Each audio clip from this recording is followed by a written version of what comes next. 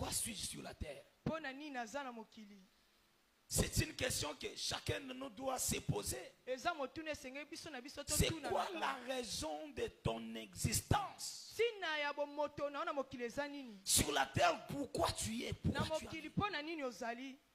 Qu'est-ce que tu es venu faire sur la terre? Pourquoi Dieu t'a envoyé sur la terre? Si on se pose des questions, pourquoi on a créé ces lunettes? On a des réponses à donner. Pourquoi le prophète a ses mouchoirs entre ses mains? Tu as des réponses. Pourquoi cette montre? Tu as des réponses. Pourquoi tu as porté des habits? Tu as des réponses. Pourquoi tu as le téléphone? Tu as des réponses. Mais pourquoi tu n'as pas la réponse à cette question? Pourquoi tu es sur la terre? Alléluia.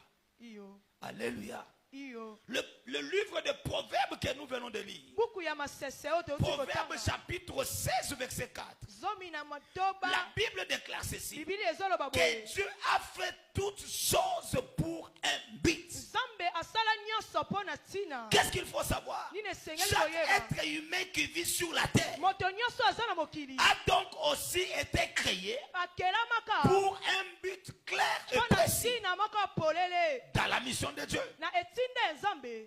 Dieu t'a créé pour un but clair, un but précis. Sur la terre, tu n'es pas venu en vagabondage. Sur la terre, tu n'es pas venu comme un tourisme. Tu es venu accomplir le but de Dieu.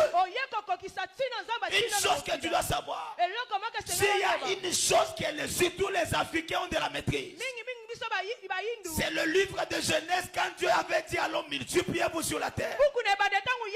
S'il y a quelque chose que les humains ont de la maîtrise, c'est de se limiter sur la terre.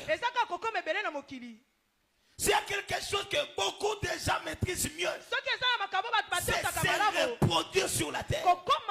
Laissez-moi te dire, peut-être que tu ne le savais pas.